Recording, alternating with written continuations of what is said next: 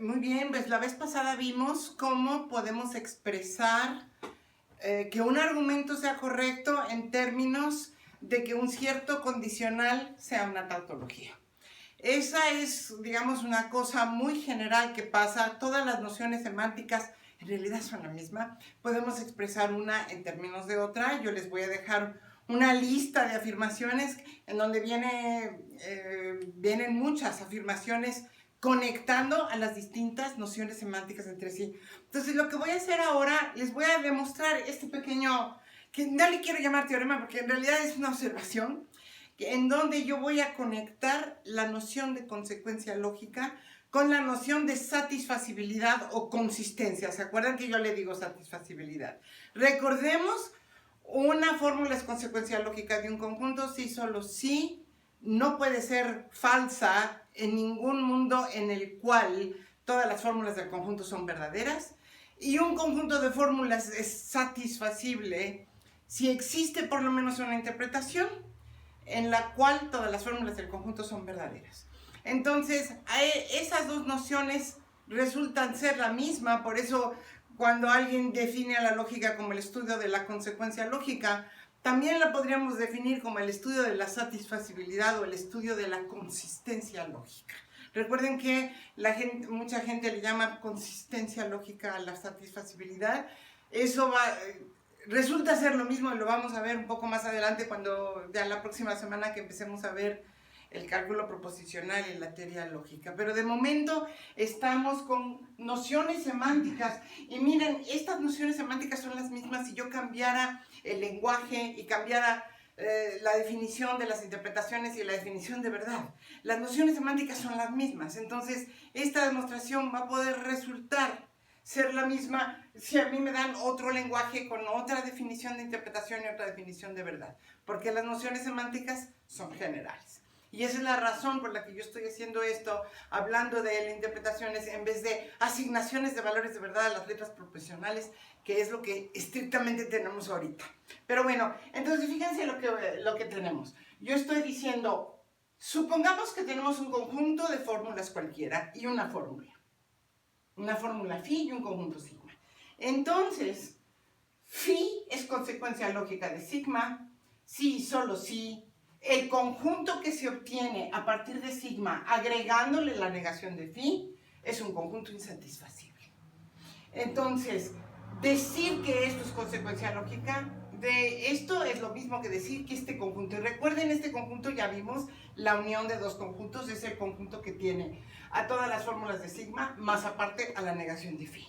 Entonces, si a mí me piden que demuestre esto, es muy fácil, es casi inmediato, pero vamos a hacerlo. Si a mí me piden que yo demuestre una afirmación que es un sí, solo sí, tengo que demostrar que si pasa esto, y que si pasa esto, pasa esto. Bueno, vamos a suponer entonces esto. Yo me voy a ir para un lado. A veces lo denotamos así, lo pongo así, diciendo, voy de izquierda a derecha. Voy a demostrar que si phi es consecuencia lógica de sigma, entonces este conjunto es insatisfacible. Una manera de hacerlo es por contradicción. Decir, bueno, vamos a suponer lo contrario de esto y vamos a llegar a lo contrario de esto. ¿Qué pasaría? Supongamos, o también podría ser por reducción al absurdo, ¿verdad? Voy a suponer esto y supongamos que esto no pasa. Pero hay que tratar de evitar la reducción al absurdo cuando uno puede, porque entre menos lo hacemos mejor, ya, porque hay escuelas que no les gusta la reducción al absurdo. Entonces, no necesitamos reducción al absurdo aquí. Supongamos que el conjunto, este conjunto, no es insatisfacible, o sea, es satisfacible.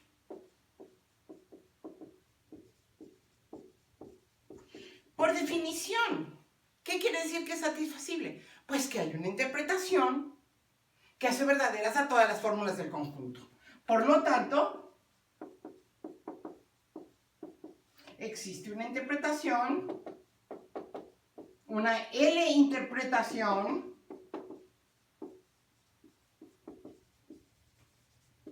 digamos I, tal que ¿qué? Primero, que I de alfa es verdadero para todo alfa en sigma, o para toda alfa en sigma, no importa. Y 2, que I de no phi es verdadero. ¿Está claro? Eso quiere decir que esto sea satisfacible, que hay una interpretación que satisface a todo. ¿Qué quiere decir? Que todo lo que está en sigma es verdadero y que también no phi es verdadero. Bueno, pero si no phi es verdadero, ¿qué pasa con phi? Por lo tanto, díganme cómo es phi. Pues phi es falso. Por la tabla de la negación. Si no phi es verdadero, phi es falso. Entonces, existe una interpretación que hace verdadero a todo sigma y falso a phi. Pues entonces phi no puede ser consecuencia de sigma. Por lo tanto, de 1 y 3...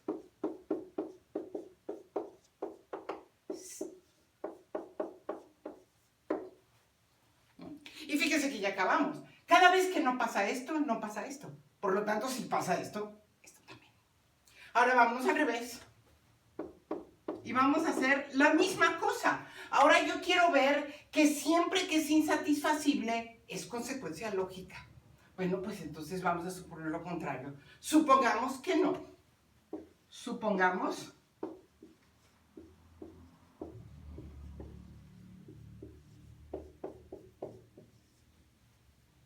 que phi no es consecuencia de sigma. Por definición. Quiere decir que hay una interpretación que hace verdadero a todo lo de sigma y falso a phi. Vamos a regresarnos. Es casi todo igual. Por lo tanto, existe una L interpretación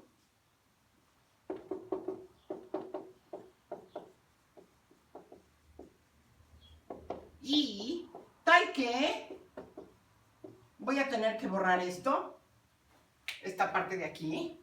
Existe, espero que digo, entonces no importa, pues lo pueden regresar. Existe una L interpretación y ¿qué le pasa? Y fíjense que vamos a llegar a lo mismo. 1. Y de alfa es igual a verdadero para toda alfa en sí, para toda alfa en sigma, y de phi es falso. ¿Por qué? Porque eso quiere decir que no sea consecuencia lógica, que sigma no es suficiente para garantizar phi, que a veces puede pasar sigma y fallar phi. Eso es lo que estoy diciendo aquí. Bueno, nuevamente por la tabla de la negación, por 2 y tabla de la negación o cláusula de la negación, ¿qué es lo que podemos concluir? Que no phi es verdadero. Y fíjense que yo ya tengo una interpretación que hace verdadero a todo lo de sigma y también a no phi. De 1 y 3 concluimos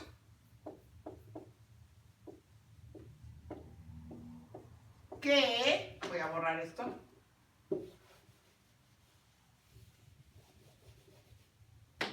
el conjunto sigma con no phi es satisfacible.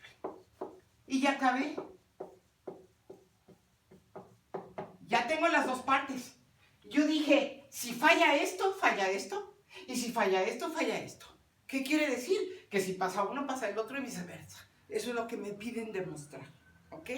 Entonces, miren, todas estas nociones semánticas, la demostración es obvia. Decía Wilfrid Hodges, que me dio clases en Londres.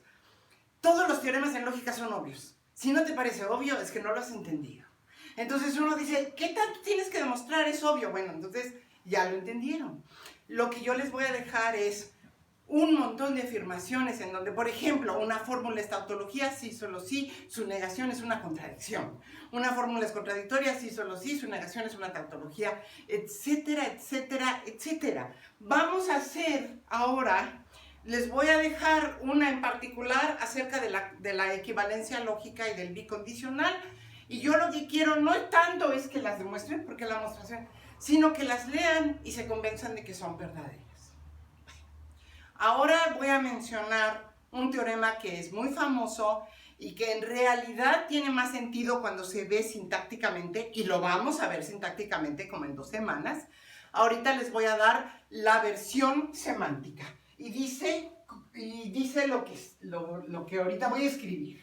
Se llama el teorema de la deducción. Yo le llamo metateorema de la deducción cuando estamos en la parte sintáctica para hacer una diferencia entre lo que son los teoremas y los metateoremas. Todavía no lo tenemos, entonces yo le voy a llamar teorema de la deducción. Y si ustedes ven el articulito que les dejé que leyeran, creo que ahí viene también como teorema de la deducción. Aquí nada más les voy a poner entre paréntesis versión semántica, porque es una versión.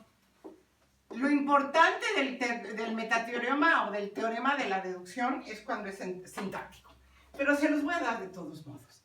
Este es el famoso teorema de la deducción y fíjense lo que dice. Voy a tener un conjunto gamma de fórmulas, un conjunto arbitrario de L fórmulas,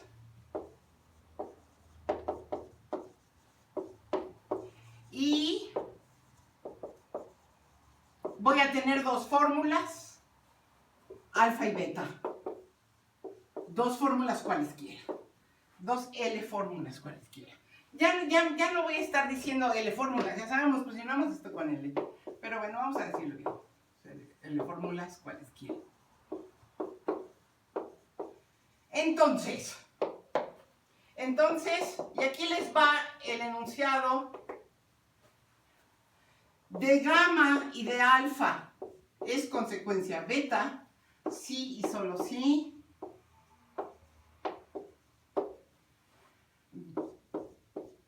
Alfa implica beta, es consecuencia de gamma. Debí de haberlo puesto a la mitad. Entonces, fíjense, vamos primero a leer lo que dice. Y después lo vamos a mostrar, voy a necesitar un poco del siguiente video. Pero fíjense lo que dice este teorema. Este teorema dice, agárrate un conjunto cualesquiera y dos fórmulas. ¿Se acuerdan que yo les había dicho que a veces se pone coma en vez de poner gamma unión alfa? Eso no importa, pero fíjense lo que me está diciendo. Si la fórmula beta es consecuencia lógica del conjunto gamma unido con alfa, entonces la fórmula alfa implica beta es consecuencia lógica del conjunto gamma. ¿Ah? O sea, no le puedo quitar una hipótesis. Recuerden que lo que va a la izquierda son como las hipótesis. Entonces, me está diciendo, la fórmula beta es consecuencia de este conjunto con esta hipótesis, sí, solo sí, la fórmula alfa implica beta es consecuencia lógica de gamma. Miren, uno dice, bueno, ¿qué me está diciendo esto? Me está diciendo algo muy obvio de cómo razonamos en la vida real. Me está diciendo, si tú quieres concluir alfa implica beta, si tú quieres demostrar alfa implica beta, se vale suponer alfa y a partir de alfa llegar a beta. Eso es lo que todo el mundo hace, eso es lo que siempre hacemos en matemáticas. Cuando nos piden demostrar alfa implica beta, lo que nosotros decimos es, supongamos alfa, y de ahí llego a beta. Pues eso es lo que me está diciendo el teorema de la deducción. Que en lógica, para llegar a alfa implica beta, es suficiente con suponer alfa y a partir de alfa llegar a beta. Ahora, vamos a tratar, lo que yo voy a hacer es, lo voy a demostrar de manera explícita, es una trivialidad, en la parte sintáctica en la parte semántica es una trivialidad. Sintácticamente no. Y van a ver, yo les voy a demostrar el teorema de la deducción sintácticamente y ahí necesito inducción matemática y todo. Pero mucha gente, lo he visto varias veces, para mí, yo nunca había pensado en la versión semántica hasta que lo empecé a ver en artículos. Y decía, ¿pero por qué me dicen esto? El teorema de la deducción es para sintaxis. No, también para semántica. Bueno, pues vamos a hacerlo para que vean las dos versiones y para que se den cuenta que en un caso es totalmente trivial, como en este. Y ya cuando estemos en la parte sintáctica, se van a dar cuenta que no está tan fácil. Bueno, vamos a mostrar entonces la parte semántica. Creo que ya mejor vamos a esperar al siguiente video y voy a demostrarlo.